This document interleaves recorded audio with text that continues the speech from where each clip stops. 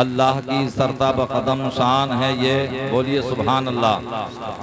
اللہ کی سرتاب قدم شان ہے یہ، انسان ہی انسان وہ انسان ہے یہ، اور قرآن تو ایمان بتاتا ہے انہیں، اور ایمان یہ کہتا ہے میری جان ہے یہ، ایمان یہ کہتا ہے میری جان ہے یہ۔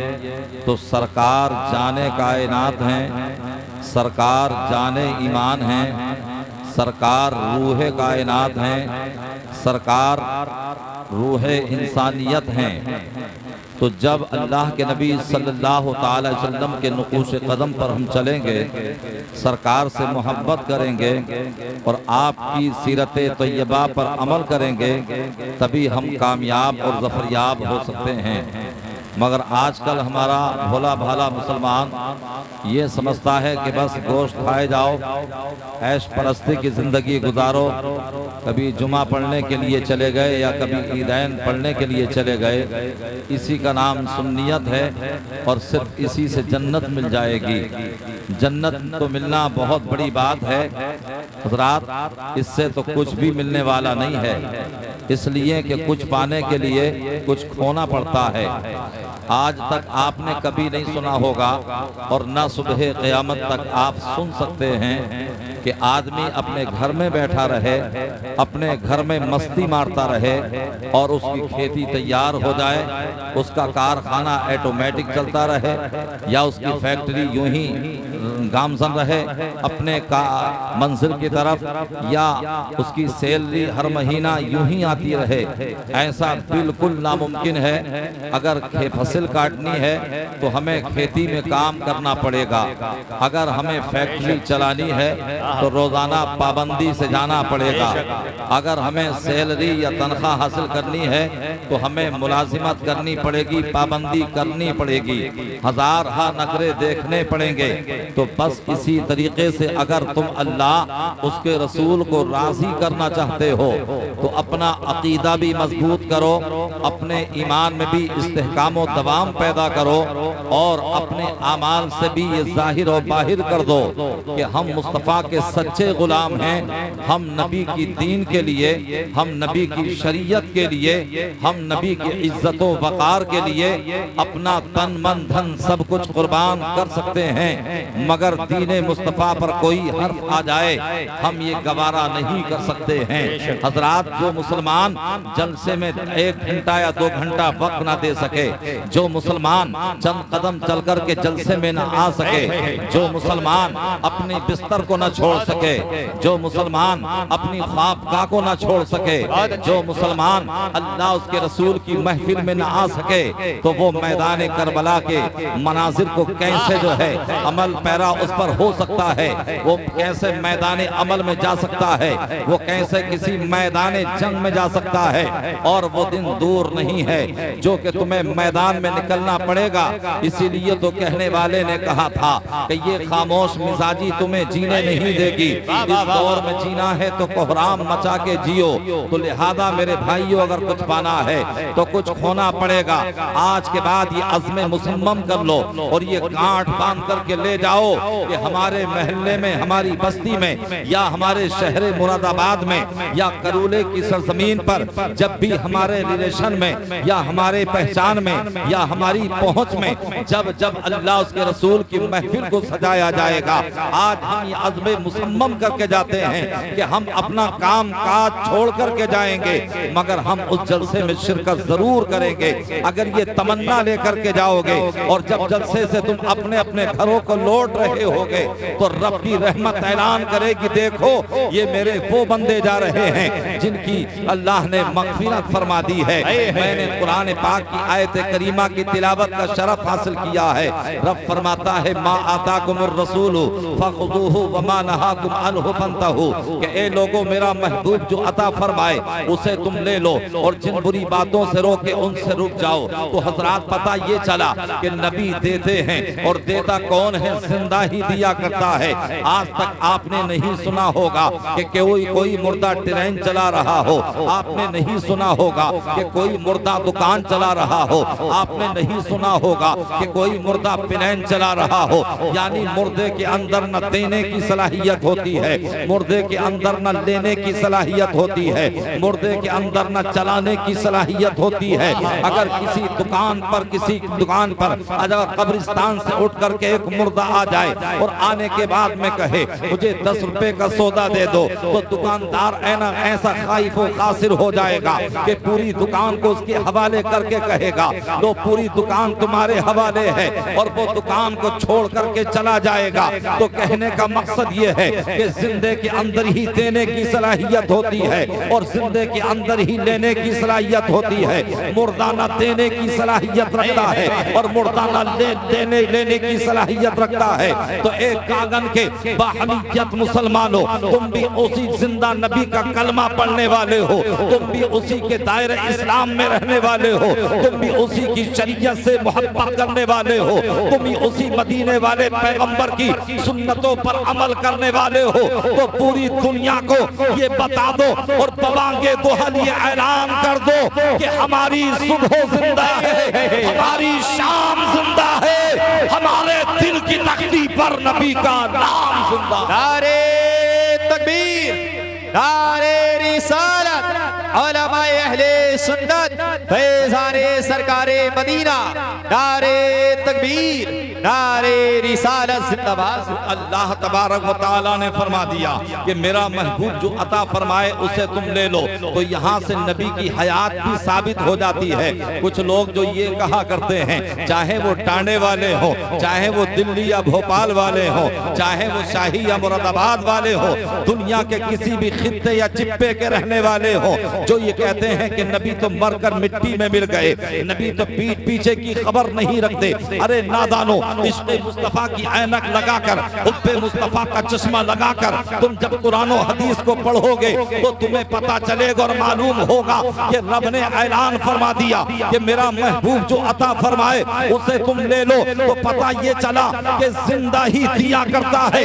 نبی کے تعلق سے اللہ نے یہ پیغام دے کر کے یہ بتا دیا کہ میرا نبی کل بھی زندہ تھا، میرا نبی آج بھی زندہ ہے، اور میرے پیغمبر نے خود ارشاد فرمایا الانبیاء احیاء فی قبورہم یصلون، یعنی نبی اپنی قبروں میں زندہ ہے اور اپنی قبروں میں نماز بھی پڑھتے ہیں۔ تو حضرات جو زندہ ہوتا ہے اور نبی زندہ ہے، اپنی قبروں میں نماز بھی پڑھتے ہیں اور اپنی قبروں میں اللہ کی عبادت بھی کرتے ہیں۔ دنیا کچھ بھی کہے مگر میرے امام نے جو اعلان فرما دیا ہم اسی کو فالو کریں گے، ہم اسی پر عمل کریں گے، ہم اسی کو مانیں گے۔ میرے امام نے کہا تھا یا رسول اللہ تو زندہ ہے واللہ، تو زندہ ہے واللہ، میرے چشم عالم سے چھپ جانے والا۔ نعرہ تکبیر، نعرہ رسالت، فیضان اعلی حضرت، نعرہ تکبیر، نعرہ رسالت زندہ باد۔ اللہ تبارک و تعالیٰ نے مطلقاً فرما دیا ہے، اللہ نے بلا قید کے فرما دیا ہے، کوئی بندش نہیں لگائی ہے، کوئی مقید نہیں فرمایا ہے، کوئی حدود قائم نہیں کی ہے کہ تم میرے نبی سے صرف نماز کا طریقہ لے لو، یا میرے رسول سے روزے کا طریقہ لے لو، یا صرف حج و زکوٰۃ کا طریقہ لے لو۔ نہیں بلکہ پروردگار نے اپنے حبیب کے تعلق سے مطلقاً فرما دیا ہے کہ میرا محبوب جو عطا فرمائے اسے تم لے لو۔ تو پتہ یہ چلا کہ صداقت مصطفیٰ سے لے لو، عدالت مصطفیٰ سے لے لو، سخاوت مصطفیٰ سے لے لو، شجاعت مصطفیٰ سے لے لو، شریعت مصطفیٰ سے لے لو، طریقت مصطفیٰ سے لے لو، معرفت مصطفیٰ سے لے لو، زندگی مصطفیٰ سے لے لو، بندگی مصطفیٰ سے لے لو، بچوں کی تربیت کرنے کا طریقہ میرے مصطفیٰ سے لے لو، ماں باپ سے محبت کرنے کا سلیقہ میرے مصطفیٰ سے لے لو، استاد کا ادب کرنے کا طریقہ میرے مصطفیٰ سے لے لو، اور پڑوسیوں کے حقوق ادا کرنے کا طریقہ میرے مصطفیٰ سے لے لو، اپنے بچوں کے عقیقہ کرنے کا طریقہ میرے مصطفیٰ سے لے لو۔ میرے پیغمبر کی شان کے تعلق سے اللہ نے یہ اعلان فرما دیا کہ میرا محبوب جو عطا فرمائے اسے تم لے لو، اور میرے امام نے بتا دیا کہ کون دیتا ہے، دینے چاہیے، دینے والا ہے سچا ہمارا۔ سبحان اللہ سبحان اللہ سبحان اللہ، زندہ باد زندہ باد زندہ باد۔ کیا کہنے ہیں حضرت؟ جواب رب نے اعلان فرمایا کہ میرا محبوب جو عطا فرمائے اسے تم لے لو، اور جن بری باتوں سے روکے ان سے، زور سے بولیے، کیا رکنے کے موڈ میں نہیں ہو کیا؟ اللہ نے فرمایا میرا محبوب جو عطا فرمائے اسے تم لے لو، اور جن بری باتوں سے روکے ان سے رک جاؤ۔ تو حضرات قرآن ہمیں یہ ثبوت دے رہا ہے، قرآن ہمیں یہ میسج دے رہا ہے، قرآن ہمیں یہ پیغام دے رہا ہے کہ جو نبی نے دیا ہے اگر تم وہی لوگے تو تم اس دنیا میں بھی کامیاب رہو گے، اور تم میدان محشر میں بھی ظفر یاب ہو جاؤ گے۔ آج مسلمان شکوہ طلب ہوتا ہے، آج انسان اور ہندوستان کا مسلمان بالخصوص در بدر کی ٹھوکریں کھاتا پھر رہا ہے، اور شکوہ طلب ہوتا پھر رہا ہے، اور جگہ جگہ پر شکوے کیے جاتے ہیں۔ ارے صاحب مسلمانوں کو بڑا ستایا جاتا ہے، مسلمانوں کو بڑا مارا جا رہا ہے، ان کے حقوق کو پامال کیا جا رہا ہے، ان کے حقوق کو چھینا جا رہا ہے، ان کی عصمت دری کی جا رہی ہے۔ حضرات آج بھی اگر ہم قرآن پر عمل کر لیں جو مصطفیٰ نے دیا ہے، اگر ہم وہ لے لیں تو دنیا کی کوئی طاقت قوم مسلم کو سرنگو نہیں کر سکتی ہے۔ اگر تم نے وہ لیا ہوتا جو مصطفیٰ نے دیا ہے تو تم اپنے گھر میں ہوتے تب بھی کامیاب ہوتے، اپنی فیکٹری میں ہوتے تب بھی کامیاب ہوتے، اگر تم سفر میں ہوتے تب بھی کامیاب ہوتے، اگر تم حضر میں ہوتے تب بھی کامیاب ہوتے، اگر تم جلوت میں ہوتے تب بھی کامیاب ہوتے، اگر تم خلوت میں ہوتے تب بھی کامیاب ہوتے۔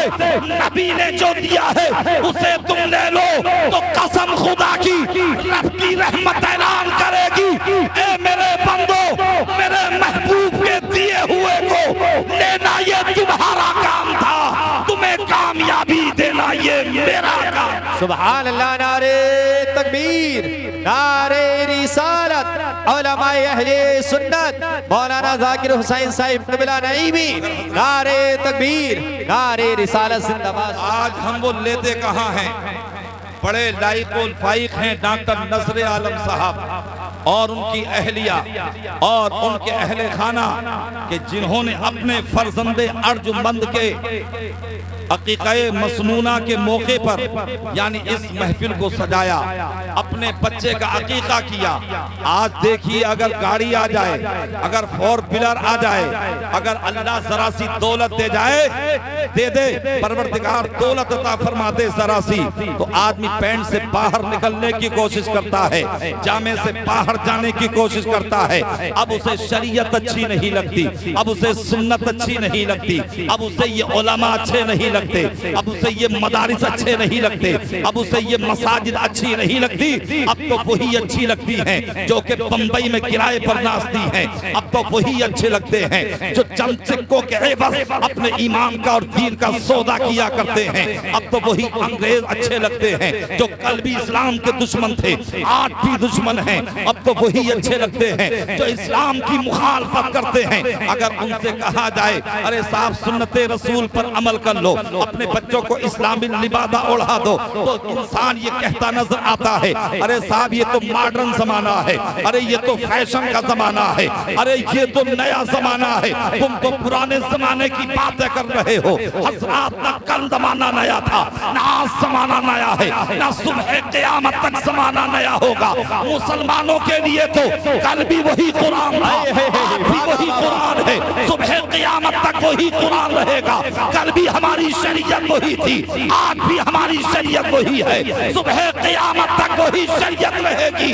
اور یہ قول محمد قول خدا، فرمان نہ بدلا جائے گا اور بدلے گا زمانہ لاکھ مگر قرآن نہ بدلا جائے گا۔ سبحان اللہ سبحان اللہ سبحان اللہ، زندہ باد زندہ باد زندہ باد۔ اگر ذرا سے ایکسپورٹر بن گئے، کارخانہ اچھا چلنے لگا اور مراد آباد کے عمرہ میں نام آ گیا تو اب تو صاحب بالکل ٹھکانہ نہیں ہے۔ اگر کہا جائے داڑھی سے چہرہ سجا لیجئے، ارے صاحب مجھے لندن جانا پڑتا ہے، مجھے امریکہ جانا پڑتا ہے، مجھے جو ہے برطانیہ کا دورہ کرنا پڑتا ہے، مجھے سب سے ملاقات کرنی پڑتی ہے، مگر رب فرماتا ہے لومتا لا یخافون لومتا لائم، یعنی اللہ والے جو ہوتے ہیں، جو اللہ کے مخلص بندے ہوتے ہیں، وہ کسی ملامت کرنے والے کی ملامت سے نہیں ڈرتے ہیں، وہ یہ نہیں دیکھتے کہ یہودی کیا کہے گا، وہ یہ نہیں دیکھتے کہ نصرانی کیا کہے گا، وہ یہ نہیں دیکھتے کہ نبی کا دشمن کیا کہے گا، وہ یہ نہیں دیکھتے کہ ہندوستان کے مشرکوں کافر کیا کہیں گے،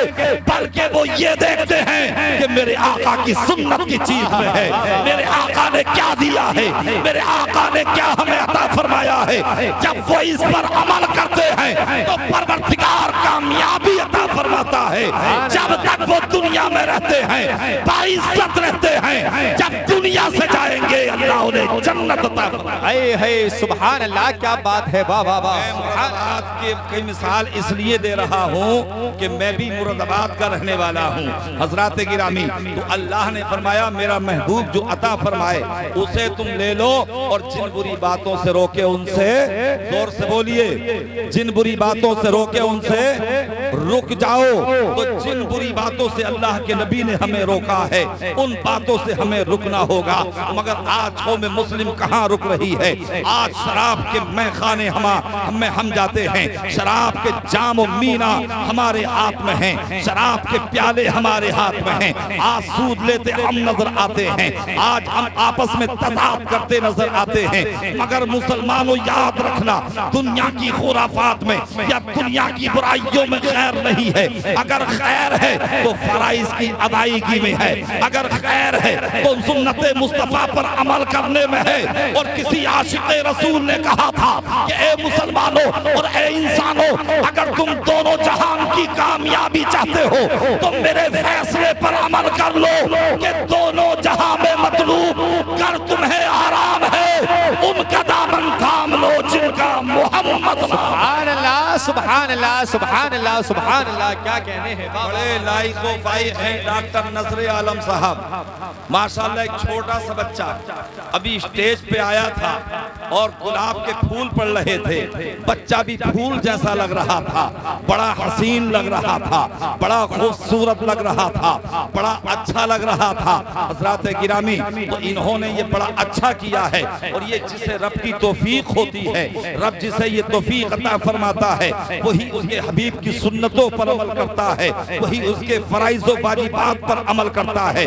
عزیزان ملت اسلامیہ، ورنہ میرا مشاہدہ تو یہ ہے، آپ پورے مراد آباد میں یا پورے منڈل مراد آباد کے پورے منڈل میں یا آپ پوری یو پی میں یا آپ پورے ہندوستان میں بلکہ پوری دنیا میں نظر بنظر امیر دیکھیے تو آپ کو پتا چلے گا کہ آج ہم دنیا میں کیسے ملوث ہو چکے ہیں، آج دنیا ہمارے اندر سرایت کر چکی ہے۔ عزیزان ملت اسلامیہ، آج جب کسی کو پروردگار بیٹا عطا فرماتا ہے یا بیٹی عطا فرماتا ہے تو بیٹی کون دیتا ہے؟ پروردگار بیٹی عطا فرماتا ہے۔ بیٹا کون عطا کرتا ہے؟ مالک کائنات عطا فرماتا ہے۔ اگر بیٹے کی قدر پوچھنی ہے تو اس سے پوچھو جس کے پاس بیٹا نہیں ہے، بیٹی کی قدر پوچھنی ہے تو اس سے پوچھو جس کے پاس کوئی اولاد یا بیٹی نہیں ہے۔ لاکھوں روپے خرچ کر دیے، کروڑوں روپے خرچ کر دیے، مگر ابھی اولاد سے نا آشنا ہیں، ابھی ناولد ہیں، در در کی ٹھوکریں کھاتے ہیں، کبھی اس ہاسپٹل میں جاتے ہیں، کبھی اس ڈاکٹر کے ہاں جاتے ہیں، کبھی اس مدار پہ جاتے ہیں، کبھی اس بابا کے پاس میں جاتے ہیں، کبھی اس ڈاکٹر کے گھر کے یا دکان کے چکر لگاتے ہیں، مگر اولاد نہیں مل رہی ہے۔ مگر اے مسلمانوں، اللہ کا بڑا فضل و احسان ہے تم پر کہ اللہ نے تمہیں ایک ایک دو بیٹے یا بیٹیاں یا اولاد نہیں عطا کی ہے، بلکہ اللہ نے تمہیں بہت ساری اولاد عطا فرمائی ہے۔ کسی کو 5 بیٹے عطا فرمائے ہیں، کسی کو 6 بیٹے عطا فرمائے ہیں، کسی کو 7 بیٹے عطا فرمائے ہیں۔ بعض تو ایسے ہیں کہ مسلمانوں میں 10 اولاد بھی ہے، 6 بیٹے ہیں تو 4 بیٹیاں ہیں، 6 بیٹیاں ہیں تو 4 بیٹے ہیں۔ اللہ خوب ترقی عطا فرمائے ہر مسلمان کو، اور یہ میرے آقا کی سنت بھی ہے، میرے آقا کا فرمان بھی ہے۔ میرے آقا ارشاد فرماتے ہیں کہ ایسی عورت سے نکاح کرو جس کے بچے زیادہ ہوں۔ صحابہ عرض کرتے ہیں یا رسول اللہ یہ کیسے پتا چلے گا، یہ معلوم کیسے ہوگا، خبر کیسے ہوگی کہ اس کے بچے زیادہ ہوں گے؟ تو اللہ کے نبی نے فرمایا اس کی ماں کو دیکھو، اس کی نانی کو دیکھو۔ آج ہندوستان میں پابندی کرنے کی کوشش کی جا رہی ہے اور یہی نعرے لگائے جا رہے ہیں کہ بچے 2 ہی اچھے، لڑکی ہو یا لڑکے، بچے 2 ہی اچھے۔ مگر قرآن فرماتا ہے، میرا رسول فرماتا ہے، دور جہالت میں یہی تو ہوتا تھا کہ لوگ لڑکیوں کو زندہ در غور کر دیا کرتے تھے. غریب کو اس لیے مار دیتے تھے کہ ہم اس کی پرورش کیسے کریں گے. امیر اس لیے مار دیتے تھے کہ کوئی جب یہ جوان ہوگی ہم اس کی شادی کریں گے, داماد بن کے کوئی ہمارے گھر پہ آئے گا, نعرہ تکبیر, ہو جائے گی. نعرہ رسالت. علماء اہل سنت حضور سید رضوان میاں صاحب قبلہ رام پوری, اولاد علی, اولاد غوث اعظم سید رضوان میاں صاحب قبلہ رام پوری. نعرہ تکبیر, نعرہ رسالت.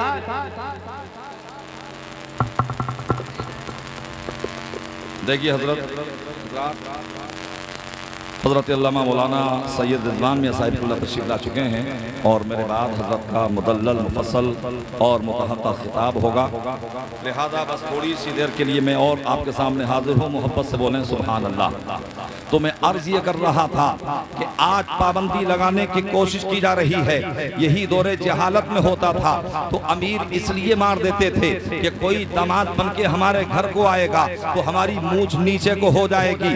مگر رب نے اعلان فرمایا لا تقتلوا اولادکم خشیۃ املاق, اپنی اولاد کو قتل مت کرو مفلسی کے ڈر سے. نحن نرزقہم وایاکم, ہم تمہیں بھی رزق دیں گے اور ہم انہیں بھی رزق دیں گے. تو پالنے والا یہ پروردگار ہے, اگر وہ عطا فرما دے تو آدمی اپنے آپ کو بھی پالتا ہے, اپنے بچوں کو بھی پالتا ہے, اپنی بیوی کو بھی پالتا ہے. اور اگر اللہ بڑا دل عطا فرماتا ہے تو وہ غریبوں کی مدد کرتا ہے, غریب بچوں کی شادی کرتا نظر آتا ہے, وہ مدارس میں تعاون کرتا نظر آتا ہے, وہ مساجد میں تعاون کرتا نظر آتا ہے. اور اگر اللہ نے دل نہیں دیا ہے, آدمی بخیل ہے, کنجوس ہے اور بخل سے کام لیتا ہے, تو حضرات پھر تو وہ پیسہ خرچ نہیں کرتا. الغرض میں عرض یہ کر رہا تھا کہ قرآن اعلان کر رہا ہے کہ میرا محبوب جو عطا فرمائے اسے تم لے لو اور جن بری باتوں سے روکے ان سے رک جاؤ. اور ڈاکٹر نصر عالم صاحب نے اپنے بچے کا عقیقہ کر کے دنیا کو یہ بتا دیا ہے کہ ہمیں دنیا کو فالو نہیں کرنا ہے,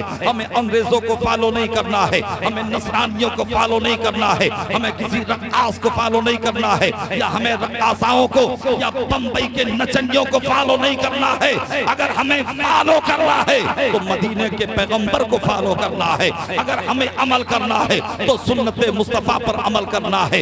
آج آپ دیکھیے امیر کے یہاں جب بچہ 1 سال کا ہو جاتا ہے تو اس کا برتھ ڈے منایا جاتا ہے اور ساتھ یوم ولادت, یوم ولادت منایا جاتا ہے, سال گرے منایا جاتا ہے. اور ہوتا کیا ہے, ایک کیک آتا ہے, اب صاحب سنتری صاحب آ رہے ہیں, اب منتری صاحب آ رہے ہیں, اور چھوٹا ہے تو پردھان جی آ رہے ہیں, حاجی جی آ رہے ہیں, قاضی جی آ رہے ہیں. ایک بھی مولانا کی یاد نہیں آتی, ایک بھی مولانا نہیں آتا. اور میں سمجھتا ہوں مولانا آئیں گے بھی نہیں, اس لیے کہ مولانا کبھی خرافات میں قدم نہیں رکھتے. وہ تو وہاں قدم رکھتے ہیں جہاں شریعت پر عمل ہوتا ہے, وہ تو وہاں جاتے ہیں جہاں قرآن پر عمل ہوتا ہے. تو یہ کیک کاٹا جاتا ہے اور بولے لوگ کیک کاٹتے ہیں کہ اگر ان کی پینٹوں کو دیکھو گے تو کم سے کم 100 گرام پیشاب ضرور نکل آئے گا. ایسے لوگوں سے نہ کوئی فائدہ ہوتا ہے نہ کوئی برکت ہوتی ہے. اگر اللہ نے بیٹا عطا فرمایا ہے تو شیطان کو راضی مت کرو